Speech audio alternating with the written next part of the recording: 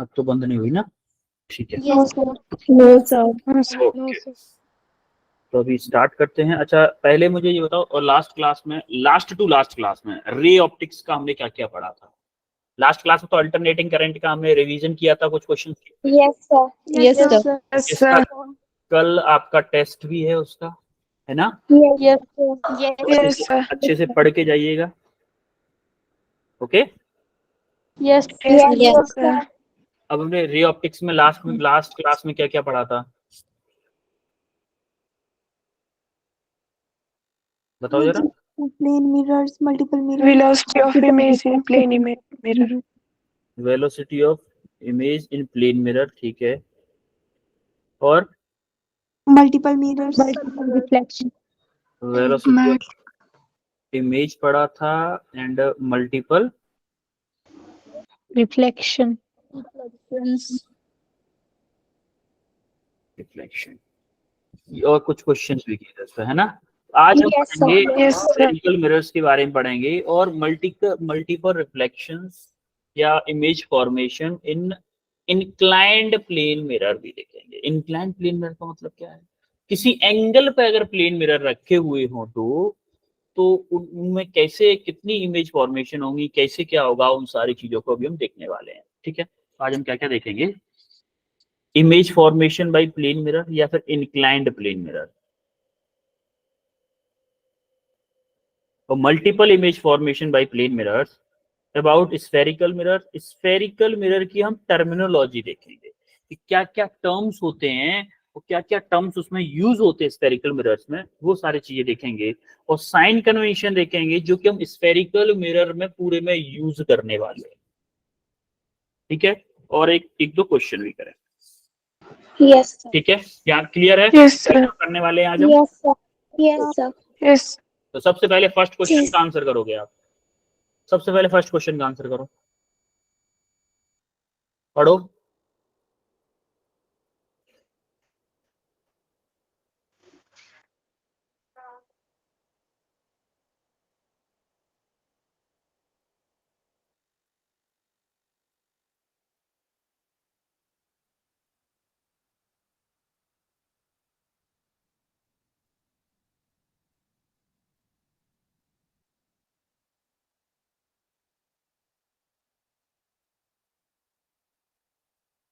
करो first question को, answer बताओ।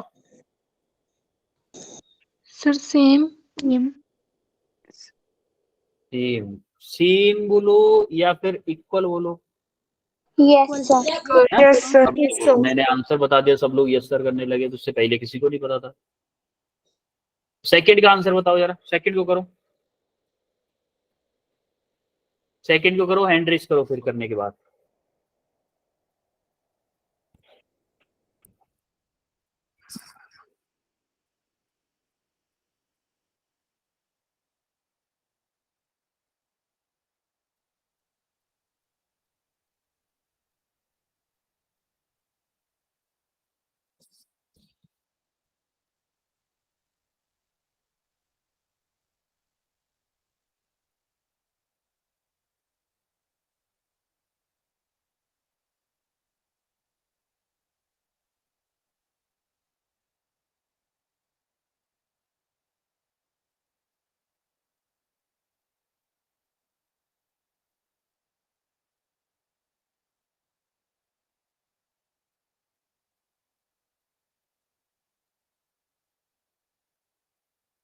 आ रहा है किसी का?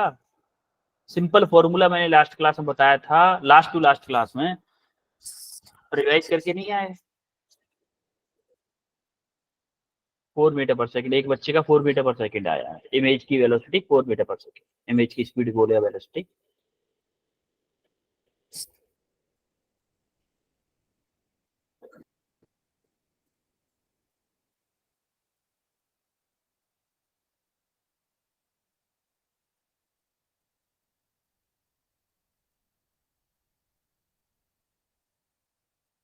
क्या हुआ भाई, रिवाइज करके नहीं आए क्या? कैंसिल कर दूं क्लास? आज तो कर ही दूंगा फिर मैं, क्योंकि लास्ट टाइम भी मैंने ऐसे ही बोला था आपसे। 3/2, 3/2 आ रहा है मोहित का आंसर।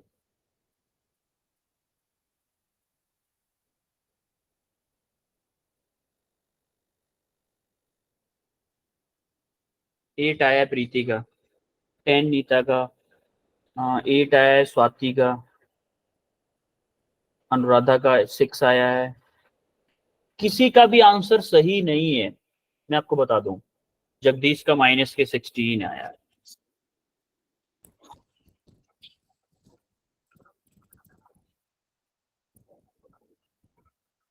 -2, 11, 10,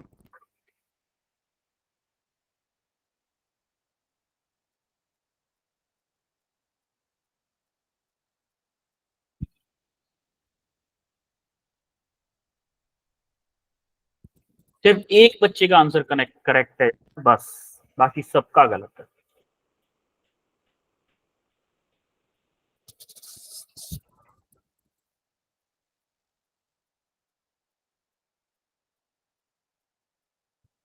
सबका गलत है। नीजू का -16 है।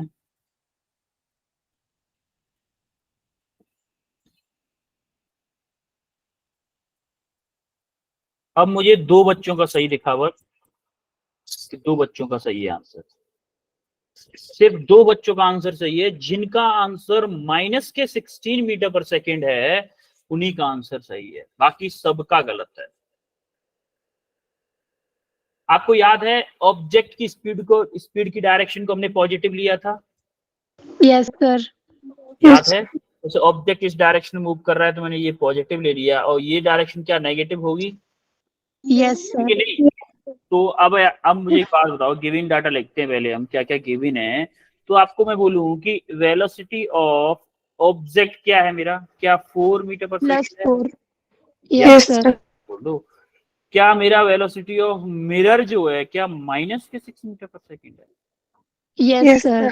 और वेलोसिटी ऑफ इमेज का फॉर्मूला क्या था, बताओ जरा, क्या था formula? 2vm - 2vm - v em - k v not Q. तो 2 × vm क्या है मेरा, -6 -k4। अब देखो जरा, -k12 -k4 कितना आएगा? -16 आया कि नहीं? सब लोगों का गलत आंसर। सिर्फ 2 बच्चों का सही आया। किस किस का था? एक तो निजू थी आई थिंक, हाँ निजू गुप्ता का -16 आया है, और एक और बच्चे का आया था जगदीश। निजू और जगदीश के लिए सब लोग तालियां बजाओ, क्योंकि वो रिवाइज करके आए हैं। निजू और जगदीश दोनों रिवाइज करके आए हैं। क्लैप करो सब लोग। Well done निजू and Jagdish, well done.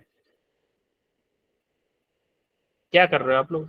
अगर रिवाइज करके आते ना तो आपका आंसर भी करेक्ट आता। और कोई क्वेश्चन क्या है, लास्ट क्लास में सेम क्वेश्चन करवाया है मैंने, सेम क्वेश्चन लास्ट क्लास का ये मान लो आप, बस उसका एक पार्ट करवाया है। बस एक पार्ट ये था, एक और पार्ट था इसका, बस देखिएगा आप लास्ट क्लास के note, last to last class के नोट्स जाके। लेकिन अब रिवीजन करे कौन?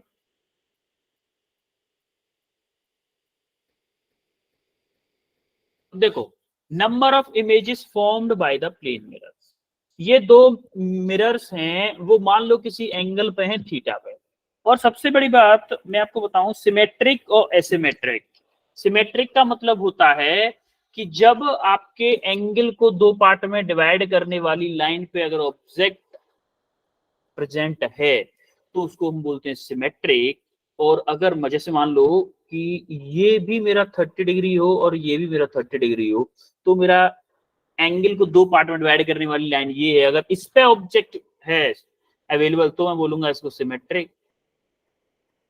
तो अगर मेरा ऑब्जेक्ट मान लो कि ऐसे है, किसी एक लाइन है यहाँ पे अवेलेबल है, ये मेरा 30 डिग्री है और ये मेरा 40 डिग्री है, तो इसको क्या बोलूंगा? असिमेट्रिक। समझ में आया? सिमेट्रिक और सिमेट्रिक मतलब क्या है? Yes. अगर मैं 360 डिवाइडेड बाई थीटा करूं, अगर मैं 360 डिवाइडेड बाई थीटा करूं, तो मान लो मेरा कोई नंबर आएगा, एक या तो इवन आएगा या ऑड आएगा। Yes sir. Yes, sir. अगर इवन ऑड में से कुछ भी आता है तो देखो, अगर मेरा object placed at angle bisector, इसको हम क्या बोलते हैं, ये जो लाइन है इस लाइन को क्या बोलते हैं? Angle bisector. यानी कि एंगल को 2 पार्ट में डिवाइड करने वाली लाइन अगर है, उस लाइन पे है, तो आपका जो नंबर ऑफ इमेज होगा वो क्या होगा, m-k1, यानी कि इसके जो डिवाइड करने के बाद मान लो m आ रहा है तो m-k1 होगा। अगर असिमेट्रिक होता तो कितना होता, m होता, कितना होता, M होता m होता। सिमिलरली इवन के लिए अगर आप देखो, number of images is always m-k1। m-k1 मतलब हमेशा जो m आएगा उससे एक कम इमेज हो। समझ में आया ये concept? Yes. Yes sir. Even है तो m-1, ऑड है तो m-1, अगर असिमेट्रिक है तो m आएगा। ठीक है, क्वेश्चन करो ये। सर एसिमेट्रिक मतलब कि जो एंगल बता रहे हैं एसिमेट्रिक वैसा आएगा अगर? एसिमेट्रिक का मतलब होता है कि अगर आपकी इमेज ऐसी लाइन पर अवेलेबल है जो कि एंगल बाइसेक्टर लाइन नहीं है। अगर आपका ऑब्जेक्ट एंगल बाइसेक्टर पे है तो सिमेट्रिक बोलेंगे, और अगर एंगल बाइसेक्टर पे नहीं है तो उसको क्या बोलेंगे, asymmetric. Asymmetric. Yes sir. Sir यहाँ क्लियर है? पे इस क्वेश्चन करो जरा। M क्या? क्या है सर यहाँ पे? m है, जब 360 डिवाइडेड बाई थीटा करें जो नंबर आएगा ना उसको हम m बोल रहे हैं। Yes sir. जैसे 360 डिवाइडेड बाई 60 किया आपने तो कितना आएगा, 6 आएगा ना, तो ये क्या है आपका m इक्वल टू 6 है। समझ में आई बात? Yes sir. करो इस क्वेश्चन को करो जरा, हैंड रेस करो इस क्वेश्चन को करके।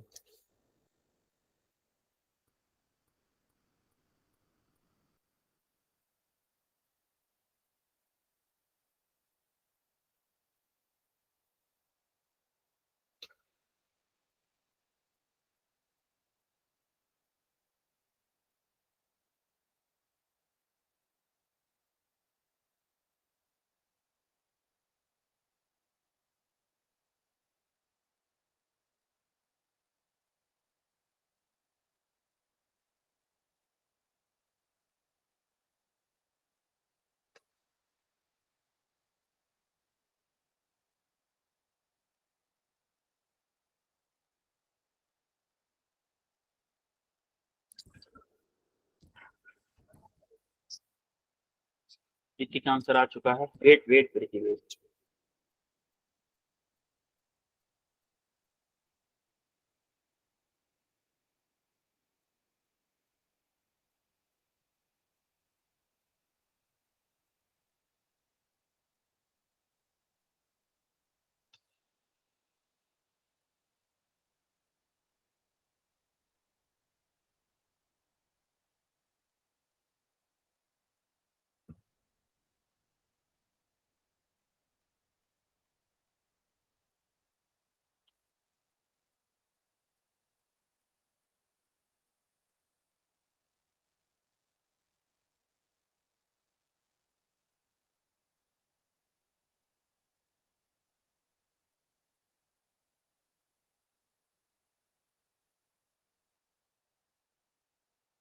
हाँ प्रीति संधू आंसर बताओ। सर नंबर ऑफ इमेजेस हमारे पास आई हैं 11। कि पायल दीक्षित, सर 11 इमेजेस आई हैं। नीलम, सर 11। मोहित, सर 35। 35। वेल डन, बहुत अच्छे। देखो सॉल्यूशन, 2 मिरर्स हैं, उनके बीच का एंगल क्या है, 30।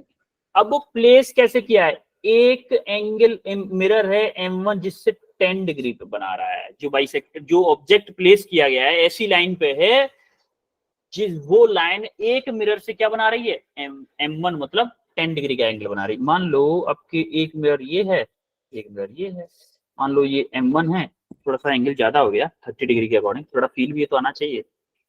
ये मान लेते चलो, ये मिरर m1 है, ये मिरर m2 है। मान लो ये कोई लाइन है, ये कोई लाइन है जो कि यहां से 10 डिग्री का एंगल बना रही है, तो ये एंगल क्या होगा बेटा, ये टोटल मेरा 30 है, 20 होगा ये। तो उसने बोला है Yes, कि sir. तो ये 20 बना रही है, 30 बना रही है, यहाँ पे आपका ऑब्जेक्ट अवेलेबल है। तो मुझे बताओ सिमेट्रिक केस है कि असिमेट्रिक है?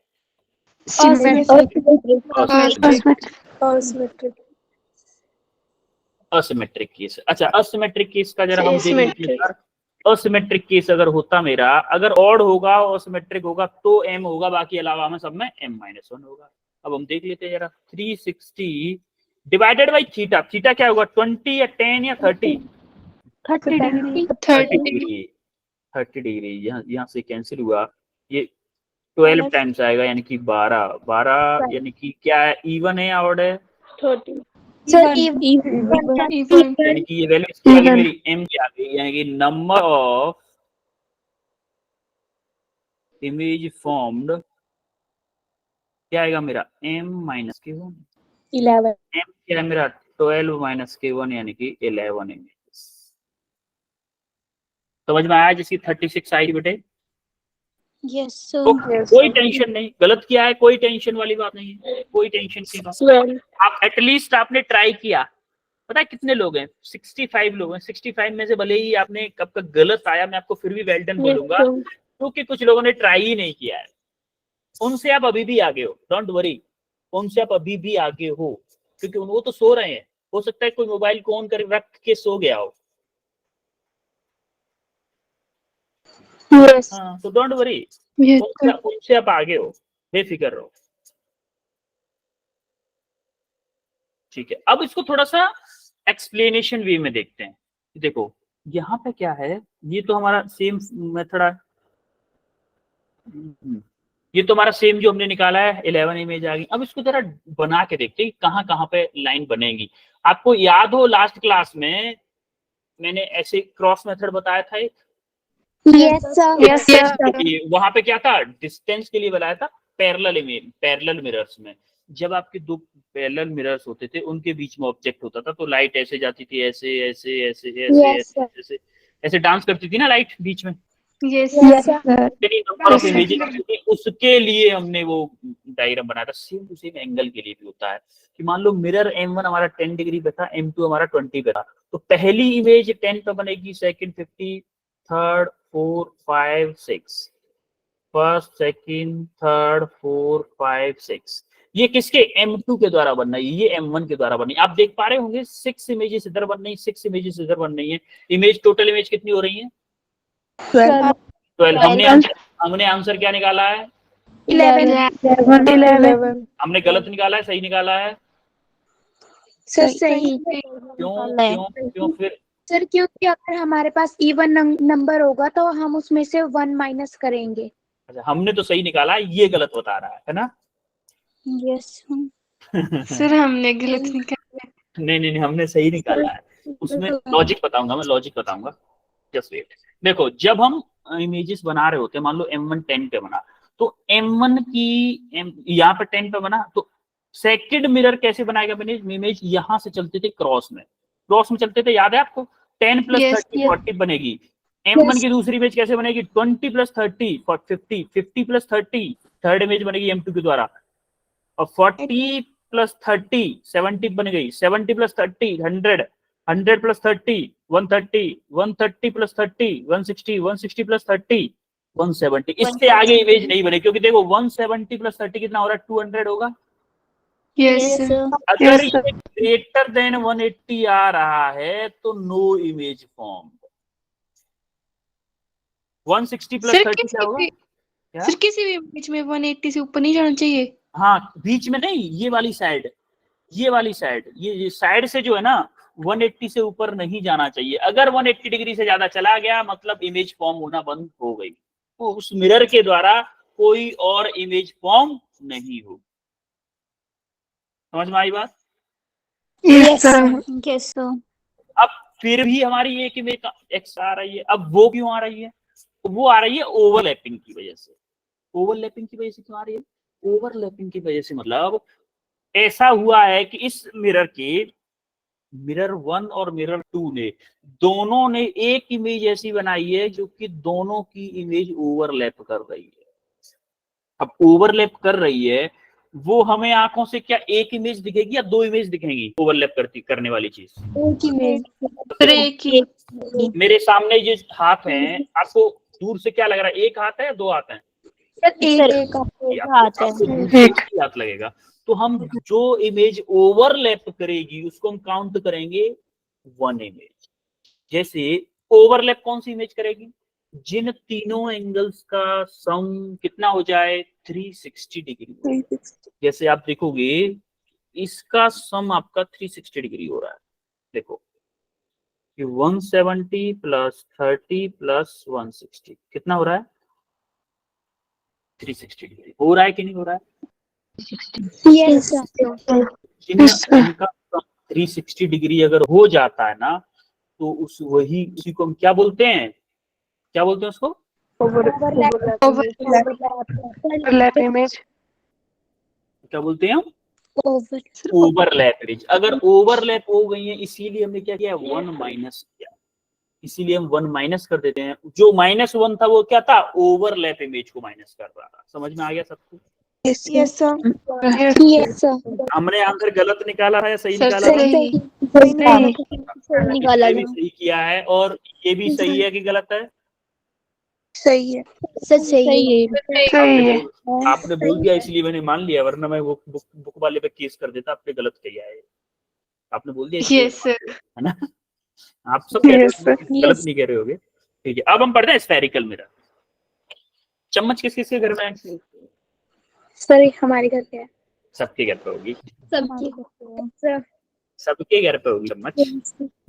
Yes sir. अगर कोई किचन में मतलब बर्तन साफ कर रहा हो या कुछ काम कर रहा हो तो चम्मच उठा लो जरा। Yes sir. पास में हो चम्मच, उठा लो एक बार।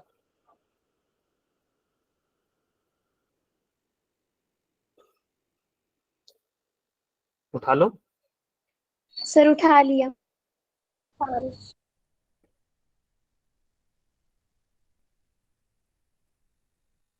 उठा लिया। अच्छा उसको देखो, क्या चम्मच इस तरीके से है? मान लो खाने वाली जगह ये है, खाने वाली जगह ये ऐसे ऐसे थोड़ा गोला टाइप का है, ऐसे होगी, है ना? यस तो ये वाली जगह खाने वाली, पीछे वाली पीछे। तो देखो जो सरफेस आपका रिफ्लेक्टिंग है, मान लो खाने वाली साइड मैंने रिफ्लेक्टिंग सरफेस बनाया है कि लाइट यहाँ से आएगी टकरा के वापस चली जाएगी, यहाँ से आएगी लाइट टकरा के वापस चली जाएगी, तो मैं इस मिरर को क्या बोलूंगा? कन्वेक्स। Concave mirror. मतलब कॉनकेव का मतलब क्या है? देखो आपको दिख रहा होगा इसमें केव वर्ड आ रहा है, केव। Yes sir. याद रखने के लिए केव का वर्ड, केव का मतलब क्या होता है? गुफा होती है कि नहीं होती है? यस होती है ना केव का मतलब। क्या इसका गुफा वाला पार्ट ही आपका रिफ्लेक्टिंग सरफेस है? यस तो आपको याद रखने के लिए मैंने बता दिया कि केव मतलब गुफा, मतलब गुफा वाला सरफेस आपका रिफ्लेक्टिंग सरफेस जब हो तो उसको हम क्या बोलेंगे? कॉनकेव मिरर बोलेंगे। जिसका जैसे आप खाने जिस साइड में आप दाल चावल लेके खीर लेके खाते हो ना, खीर लेके, ऐसे मैं हाथ से बता रहा हूँ, आप चम्मच का फील करो। ये जिस साइड में खीर रहती है, जिस साइड में खीर रहती है उसको अगर मैं मिरर कर दूं, मिरर मतलब मिरर्ड सरफेस का मतलब होता है उसके ऊपर कोटिंग कर दो, और दूसरी वाला सरफेस, दूसरी साइड वाला सरफेस क्या होगा? रिफ्लेक्टिंग होगा। या फिर मैं बोलूं कि अगर मेरा जो चम्मच के आपके पीछे वाला सरफेस अगर रिफ्लेक्टिंग सरफेस है कि मेरी रे कोई आएगी इस पर टकराएगी वापस चली जाएगी, इस पर टकराएगी वापस चली जाएगी, इस पर टकराएगी वापस चली जाएगी, तो उस मिरर को मैं क्या बोलूंगा?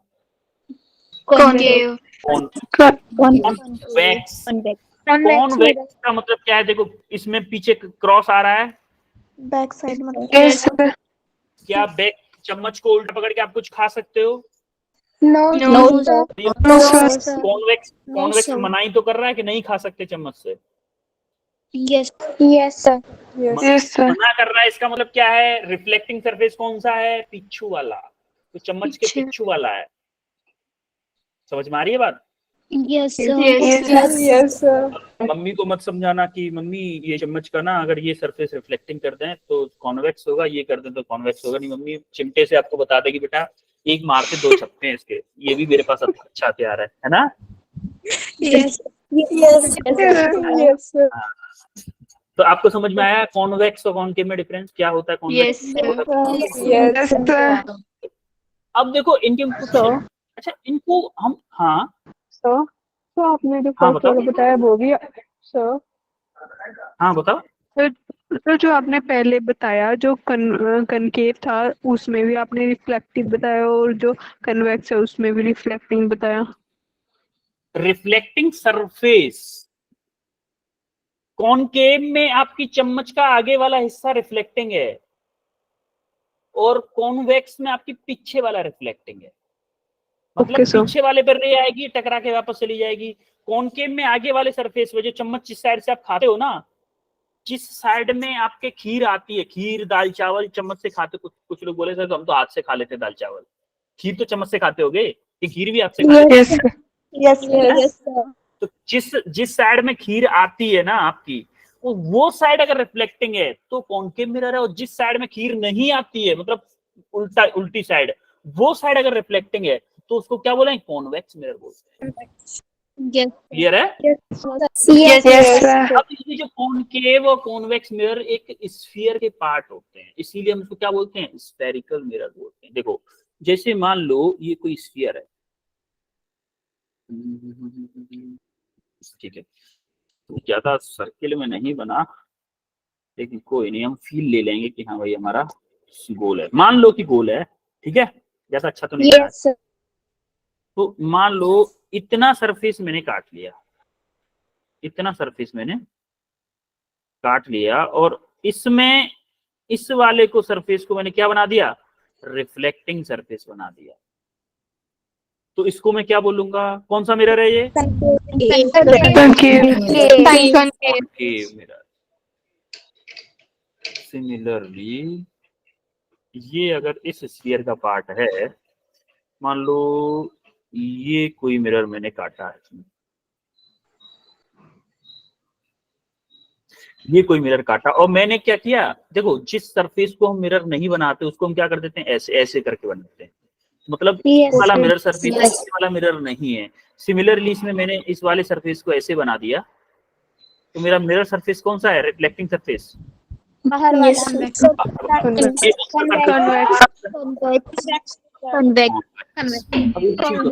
जिस स्फीयर का ये पार्ट है क्या उसका सेंटर होगा, हमारा जो स्फेरिकल मिरर है जिस भी स्फीयर का पार्ट होता है उसकी जो रेडियस होती है, क्या इसकी यहां से रेडियस होगी, इसको हम क्या बोलते हैं, रेडियस ऑफ कर्वेचर। टर्मिनोलॉजी याद रखो, रेडियस ऑफ कर्वेचर। जो उसका सेंटर होता है, जो हमारा जो मिरर है जिस भी स्फीयर का पार्ट है, उस स्फीयर का जो सेंटर होगा उसको हम क्या बोलेंगे, मान लो सेंटर ये है, उसको हम क्या बोलेंगे, सेंटर ऑफ कर्वेचर। क्लियर है?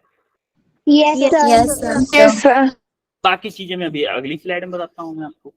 जैसे कि मान लो ये कोई एम डैश मिरर, कोई मिरर है, स्फेरिकल मिरर। अब ये स्फेरिकल मिरर अगर है तो क्या ये किसी स्फीयर का पार्ट होगा, स्फेरिकल मिरर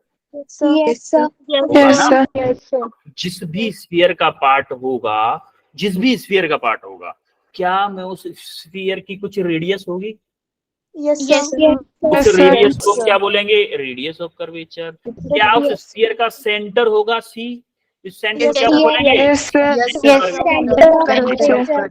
अच्छा एक बात बताओ, एक लाइन ऐसी बनाए जो कि सेंटर ऑफ कर्वेचर से पास हो रही हो और इस मिरर को दो पार्ट में इक्वली डिवाइड कर रही हो, दो पार्ट में ज्योमेट्रिकली मतलब डायमेंशन वाइज दो पार्ट में डिवाइड कर रही है, उसको हम क्या बोलते हैं, क्या बोलते हैं, पोल या फिर बोलते हैं, या फिर उसको यही बोलते हैं ज्योमेट्रिक सेंटर ऑफ मिरर।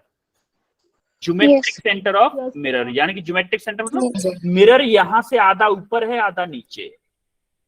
अच्छा एक बात बताओ, अभी हमें ये चीजें पता चल गई, अगर मैं इत्तू सा मिरर ले लूं, मान लो मैंने इतना बड़ा मिरर ले लिया, ओनली इतना पार्ट लिया है, क्या इसका आर और सी सेम होंगे और पी भी सेम होंगे बेटा, सेम होंगे। क्यों, डेफिनेशन देखो मैंने क्या बोला है, रेडियस ऑफ कर्वेचर जो आपका मिरर लिया गया है वो जिस भी स्फीयर का पार्ट है, क्या ये वाला मान लो 1 मिरर और ये वाला 2 मिरर, क्या दोनों सेम स्फीयर के पार्ट हैं? Yes sir. यस तो सर।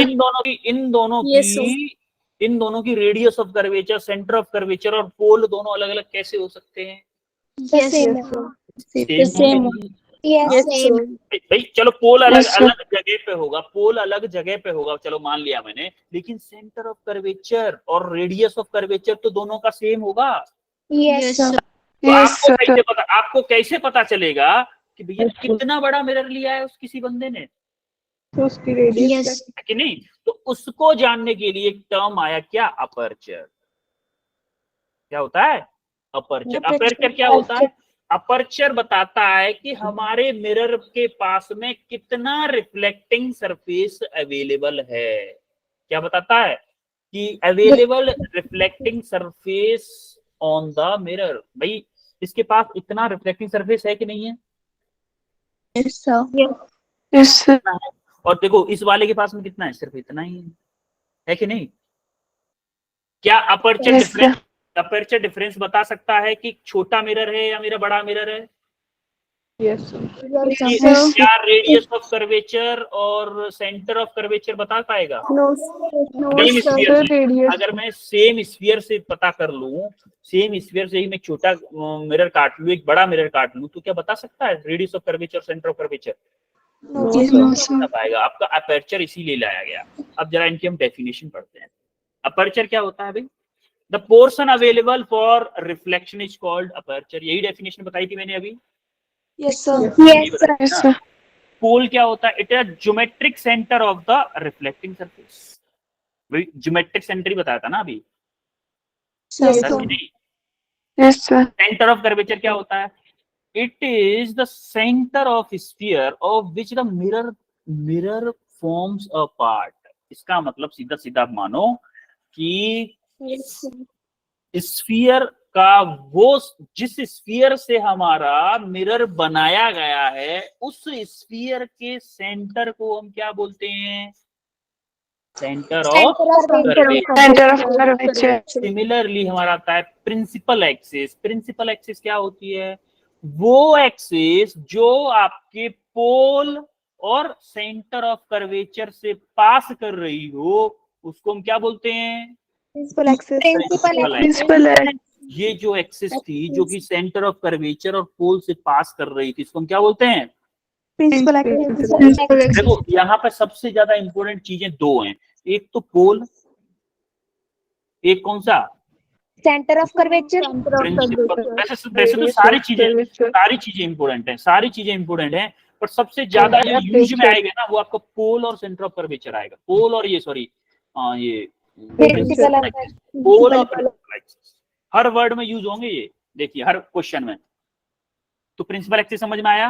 रेडियस ऑफ कर्वेचर क्या होता है? रेडियस ऑफ कर्वेचर वो होता है कि जिसका हमारा स्फीयर, जिस स्फीयर का हमारा पार्ट है मिरर, हमारा जिस भी स्फीयर का पार्ट है उस स्फीयर की रेडियस को ही क्या हम रेडियस ऑफ कर्वेचर बोलते हैं? Yes, sir. क्लियर है? सिमिलरली प्रिंसिपल फोकस क्या होता है? प्रिंसिपल फोकस होता है कि अगर कोई पैरेलल बीम, चलो प्रिंसिपल फोकस और फोकल लेंथ को मैं अगली स्लाइड पर समझाता हूँ ज्यादा अच्छे से। इसके लिए मैंने अलग से बनाया है principal focus and focal length. देखो अगर मैं कुछ parallel beams, parallel light rays बोला, तो रेज को मैं मान लो ये अभी मैंने कॉन्केव मिरर पर भेजी, क्या ये रिफ्लेक्ट होंगी? अगर देखो एक चीज और बता दूं, अगर आप कॉन्केव मिरर पे लाइट डालते हो वो लाइट को क्या करता है? कन्वर्ज करता है। लाइट को क्या करता है?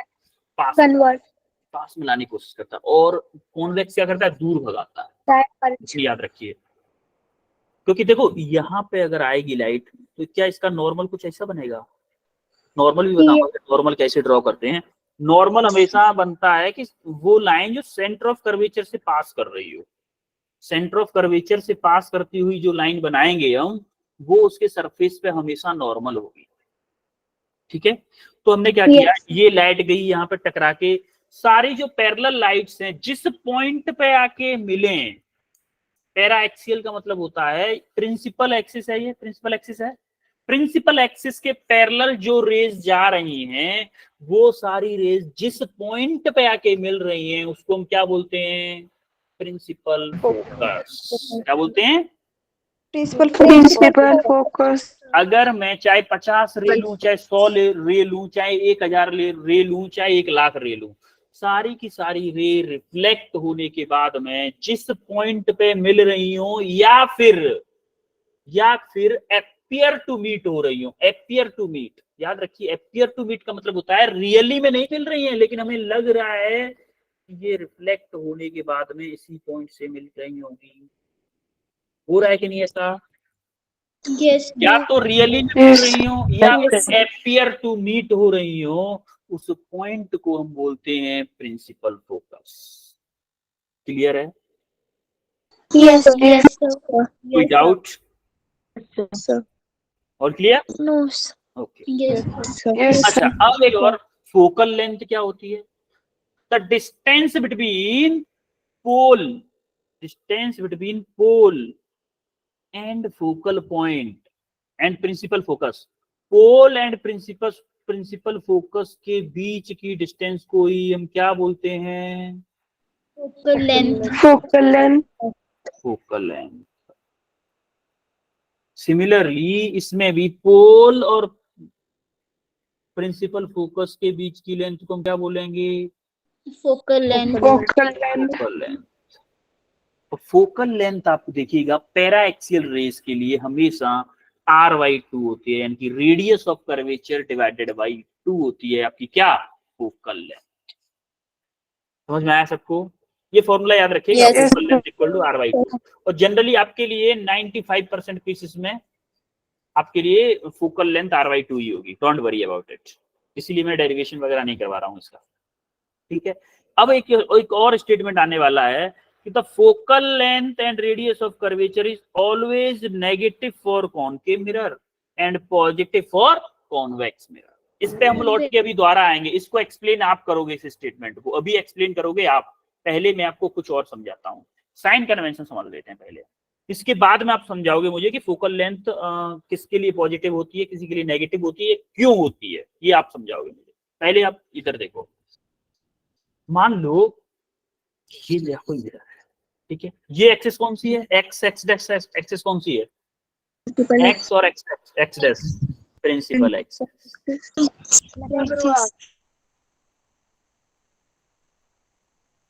Principal axis. अब एक बात लो, अगर ये मान लो पोल है, ये हमारा क्या है? पोल है। पोल। हमेशा रेफरेंस पॉइंट क्या होता है? हमेशा याद रखना रेफरेंस पॉइंट होगा आपका पोल। जो भी डिस्टेंस नापी जाएंगी हमेशा पोल से नापी जाएंगी।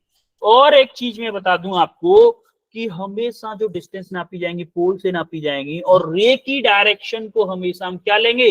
पॉजिटिव लेंगे। मान लो हमारी रे ऐसे जा रही है, मिरर की तरफ मान लो ऐसे आ रही थी रे, तो इसको हम पॉजिटिव लेंगे, और अगर ये डायरेक्शन हुई तो इसको क्या हो जाएगी अपने आप? नेगेटिव। सिमिलरली अगर हमारी प्रिंसिपल एक्सिस से अपवर्ड डायरेक्शन में कोई डिस्टेंस नाप रहे हैं हम, या फिर ऑब्जेक्ट की डिस्टेंस, ऑब्जेक्ट हाइट, या मिरर इमेज की हाइट, मिरर की हाइट, सॉरी इमेज की हाइट, कुछ भी नाप रहे हैं, तो वो अपवर्ड तो पॉजिटिव होगी, और डाउनवर्ड नापेंगे प्रिंसिपल एक्सिस से अगर हम डाउनवर्ड नापेंगे तो क्या नापेंगे? नेगेटिव बोलेंगे उसको। क्लियर है इतना? Yes sir. अब मुझे आप यहाँ पे एक्सप्लेन करो, हैंड रेस करके, हैंड रेस करोगे आप, 1 by 1 में पूछूंगा, हैंड रेस करोगे कि कौन बताना चाहता है कि हमारा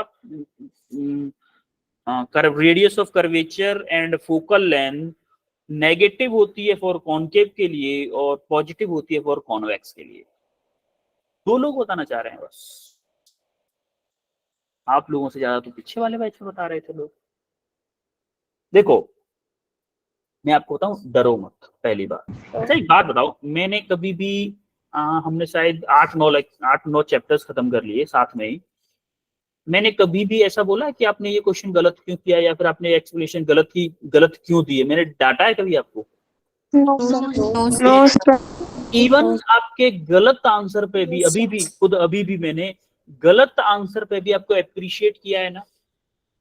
यस सर। हमेशा यही बोला है कि बेटा वेल डन, बहुत अच्छे, आपने अच्छी कोशिश की, आपका भले ही आंसर गलत है लेकिन फिर भी बहुत अच्छी कोशिश की आप। क्लियर है? यस आप में से कितने लोग बताना चाहते हैं? ये कितने लोग बताना चाहते हैं? जरा बताओ, कितने लोग एक्सप्लेन करना चाहते हैं? मैं जानना चाहता हूँ कि कितने लोग, भले ही गलत एक्सप्लेन करो, इट डजंट मैटर।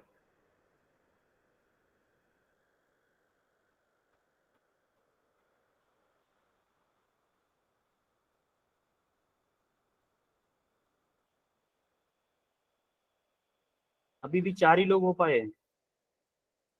अभी मैंने एक्सप्लेन किया है बेटा, भले ही गलत एक्सप्लेन करो बेटा, मैं बोल रहा हूं ना, आपको बोलना है, आपको जो समझ में आ रहा है गलत सही डजंट मैटर, क्या फर्क पड़ता है? ज्यादा से ज्यादा गलत होगा ना, उससे ज्यादा तो कुछ हो नहीं सकता।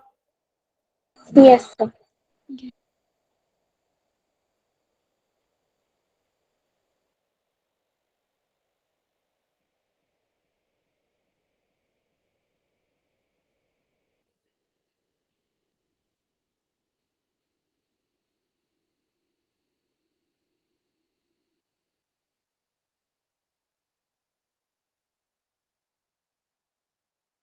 अभी 9 लोग, ठीक है, चलो कुछ तो लोगों को मोटिवेशन मिला कि हाँ चलो हम बताएंगे सर को। ठीक है, Apoorva. Apoorva, sir direction of incident light जो होती है कनकेव मिरर की right side left right side पे होती है, इसलिए वो नेगेटिव होती है। और कन्वेक्स मिरर के लिए जो डायरेक्शन ऑफ इंसिडेंट लाइट होती है वो लेफ्ट साइड के लिए होती है, इसलिए वो पॉजिटिव होती है। पायल दीक्षित। पायल, प्रिया, प्रिया। सर आपने जब क्वेश्चन पूछा था तब मेरे को सुनाई नहीं दिया था, आप फिर से पूछोगे, मैं इसलिए मैंने क्लास लेफ्ट की थी। ये लास्ट में स्टेटमेंट दिख रहा है ना, focal length and radius of curvature is always negative for concave mirror and positive for convex mirror. इस स्टेटमेंट का रीजन जानना है कि क्या रीजन है। पायल बताओ। सर पोल बताओ। से लेफ्ट हैंड साइड वाले की डिस्टेंस हम नेगेटिव लेते हैं और पोल से राइट हैंड वाले डिस्टेंस को हम पॉजिटिव लेते हैं। ये भी मान सकते हैं। अपूर्वा। हाँ अपूर्वा। नवप्रीत। Yes sir. हाँ बताओ जरा, आप बता चुके क्या शायद? Yes sir. Okay, Navpreet. Navpreet.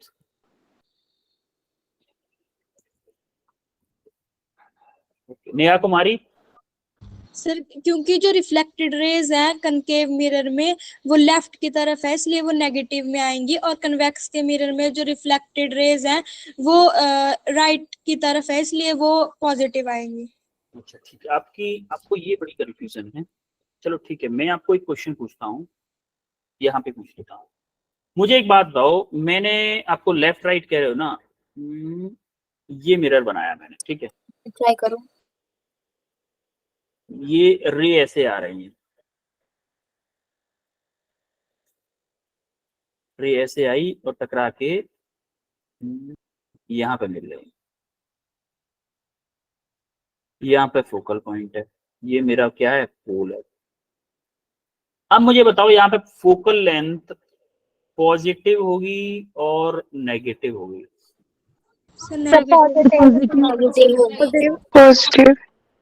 Negative. Positive वाले हैंड रेज करो, पहले मैं सबके हैंड डाउन कर देता हूँ। पॉजिटिव वाले हैंड रेज करो, पॉजिटिव होगी। जो भी लोग पॉजिटिव वाले हैं उनको वो हैंड रेज करो। 7 लोग पॉजिटिव, 6-7 लोग मतलब पॉजिटिव कह रहे हैं, 9 लोग कह रहे थे। नेगेटिव वाले हैंड रेज करो।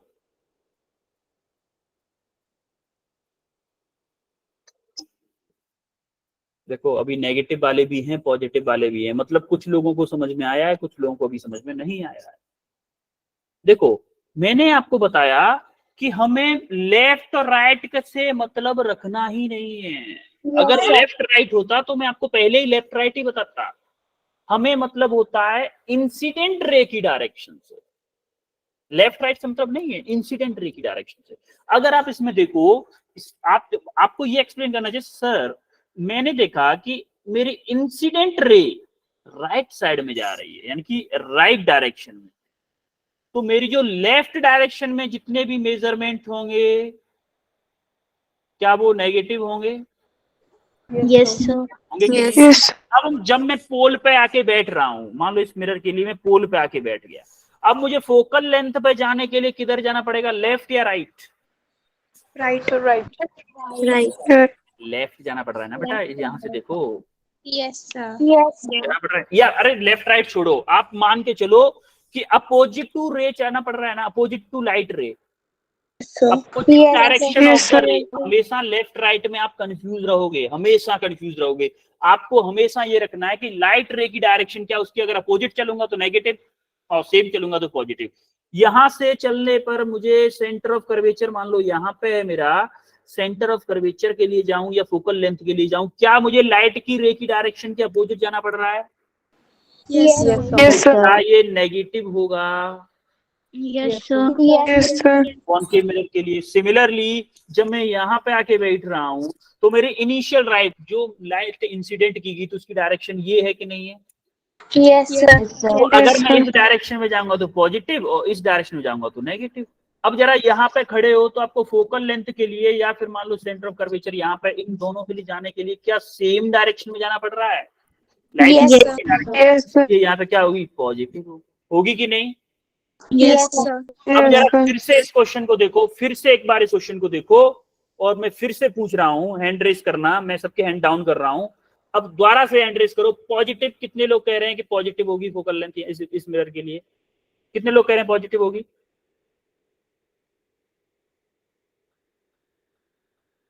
हैंड रेस करो सब लोग, जिन जिन को जो समझ में आ रहा है वो आंसर करो ना, डोंट वरी।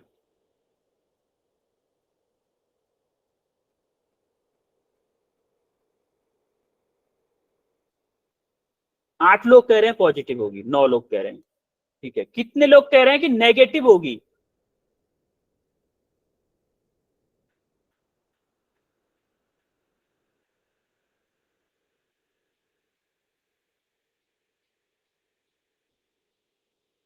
सत्रह लोग कह रहे हैं कि नेगेटिव होगी। देखो अभी भी कुछ लोगों को डाउट है इसमें।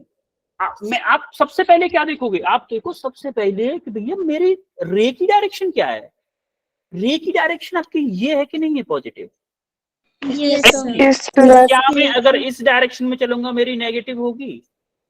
यस सर आके बैठ जाओ पोल पे, आप पोल पे आके बैठ जाओ पहले, आराम से आराम से, कोई डांट नहीं रहा है आपको, चिल मार के बैठो पोल पे, 10 मिनट बैठो, पहले 10 मिनट बैठो, हवा चल रही है आराम से, आपके बाल उड़ रहे हैं, ये बाल उड़ रहे हैं, ठंडी ठंडी हवा चल रही है, एसी लगी हुई है मान लो यहाँ पे, या फिर आप ऊंची वाली पहाड़ी पे जाके बैठे हो, बारिश का मौसम है, चिल मार के बैठो। ये क्या है, पोल है। अब यहाँ से देखो आपको फोकल लेंथ के लिए किधर चलना पड़ेगा, क्या इधर चलना पड़ेगा आपको फोकल लेंथ पे पहुंचने के लिए? यस सर अब ऊपर जाके देखो किस डायरेक्शन में चल रहे हो, पॉजिटिव डायरेक्शन में चल रहे हो कि नेगेटिव में चल रहे हो? नेगेटिव में चल रहे हो। जरा इस क्वेश्चन को जरा ऊपर दिख रहा है, इस क्वेश्चन को आंसर कर दो 1 मिनट में, जल्दी फास्ट। माइनस होगा बेटा, देखो सॉल्यूशन इसका क्या होगा, हमारे लिए क्या दे रखा है, कॉनकेव मिरर है ना बेटा, कॉनकेव मिरर है, कॉनकेव मिरर है, उसकी फोकल लेंथ दे रखी है, क्या मेरी फोकल लेंथ -15 है? और रेडियस ऑफ कर्वेचर पूछा तो फोकल लेंथ का फॉर्मूला क्या होता है, r/2। r एस कितना है मेरा, -15 equal to r divided by 2, तो r क्या आएगा, -30 सेंटीमीटर। क्लियर है सबको? यस सर इतना हो गया टाइम, हाँ 5 मिनट है हमारे पास। सर हाँ पूछो जरा, कोई पूछ रहा है आई थिंक। जैसे आप बता रहे हो ना कि फोकल लेंथ के लिए पॉजिटिव और नेगेटिव लेना है, तो सर तो जैसे जो इमेज जो है वो मिरर के जो सामने बन रही है वो नेगेटिव में आ रही है और जो मिरर के पीछे बन रही है वो पॉजिटिव में आ रही है, सर हम ऐसे भी इसको याद रख सकते हैं? हाँ ऐसे भी याद रख सकते हो, लेकिन आपको ये एक्सपीरियंस से धीमे धीमे आएगा, ये भी याद रख सकते हो आप, लेकिन हमें मेनली क्या जानना होता है, क्योंकि हम जैसे आपने अभी जाना कि लेफ्ट राइट से करके हो रहा है, लेफ्ट राइट मैंने यहाँ पे गलत प्रूफ कर दिया था ना, Yes, फंडे वहां पे फंडा अप्लाई हो रहा, लेकिन इस जगह पे नहीं हो रहा है। Yes, sir. तो ये जो हम समझे कि अंडरस्टैंडिंग करते हैं ना, Yes. ये हर जगह अप्लाई नहीं, जरूरी नहीं, कुछ कुछ क्वेश्चंस में हो जाएगी, लेकिन ऐसा जरूरी नहीं कि हर जगह अप्लाई हो। लेकिन इसीलिए हम मेन कंसेप्ट पकड़ के रखते हैं। मेन कंसेप्ट रे की डायरेक्शन, ये कभी भी किसी भी क्वेश्चन में फेल होगा ही नहीं, फेल होगा ही नहीं। और ऐसा जरूरी नहीं कि यही डायरेक्शन रखो, आप इसके अपोजिट भी ले सकते हो, आंसर फिर भी सेम आएगा। लेकिन बहुत सारी बुकों में, मोस्ट ऑफ द बुक्स में यही है, एनटीए भी यही रूल फॉलो करती है, साइन कन्वेंशन, इसीलिए हम इसी साइन कन्वेंशन को बता रहे हैं। क्लियर है? Yes. Yes, sir. Yes, sir. अब ये आपका होमवर्क Yes, sir. है, होमवर्क है आपका, 4 क्वेश्चन है, आपको ये करने हैं। अच्छा बताओ आज हमने क्या किया पढ़ा है? Sir, spherical mirrors पढ़े हैं. पहले तो हमने Number of Image- images formed by plane mirror. Image formation in inclined plane mirror. plane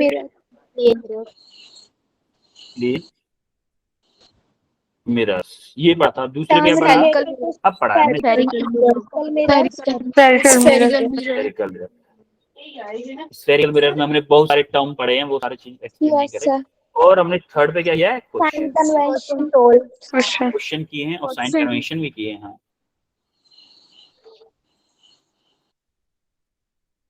कोई डाउट आज की क्लास में? No, चीज याद रखिएगा, एक चीज याद रखिएगा, आज की क्लास के बाद में रिवाइज जरूर करिएगा आज की क्लास को। आज रात को रिवाइज करके सोइएगा और सुबह उठते ही रिवाइज करिएगा, अदरवाइज आप फिर से वही कंक्लूजन बनाओगे, लेफ्ट जाने पे पॉजिटिव, राइट जाने पे नेगेटिव, या राइट जाने पे पॉजिटिव, लेफ्ट जाने पे नेगेटिव।